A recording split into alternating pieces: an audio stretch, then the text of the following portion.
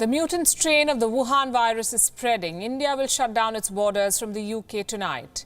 But the last-minute arrivals, or the arrivals in the run-up to this ban, have brought with them a scare. 8 passengers from British flights to India have tested positive. They came on 2 different flights. Reports say 5 of them tested positive in Delhi, 1 in Chennai and 2 in Kolkata. But the government of India says the mutant strain of the Wuhan virus has not been seen in India yet. Yesterday, India joined more than 25 countries and banned flights from the United Kingdom. A new SOP or standard operating procedure has been announced, which includes mandatory swab tests for all passengers, isolation for those who test positive, as well as institutional quarantine for their contacts. This includes those passengers who are within 3 rows of the infected passengers. Today, the World Health Organization also weighed in on this.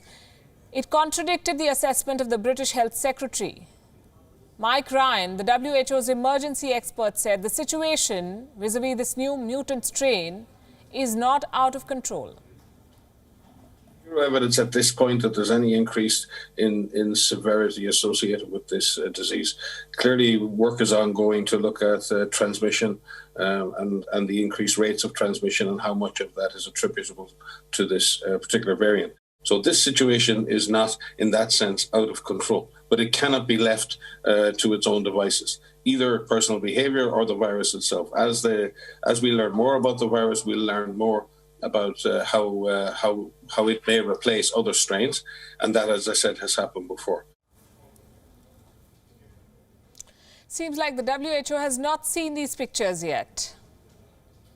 Look at what's on your screen. This video is from Kent, where hundreds of trucks were trying to get out of Britain. They lined up at an old airfield. The trucks were supposed to leave for France, but they cannot because of the border bans. This new strain of the Wuhan virus has triggered a logistical nightmare. There are fears that the United Kingdom could run out of essential supplies if the border bans remain.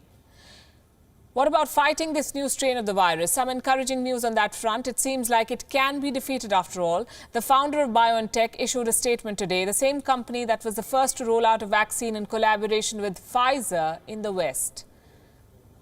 Now, they say the Pfizer vaccine can be adapted within 6 weeks to defeat this mutant strain if the need arises.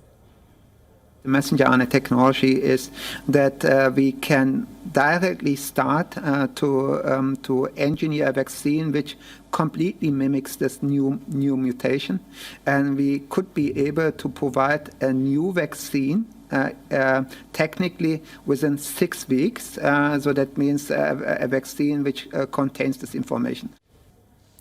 What he was talking about is mRNA vaccines. What is that? mRNA stands for messenger RNA. It is the technology based on which the Pfizer vaccine was made. What does it do? It gives you immunity without actually touching the DNA of the human body.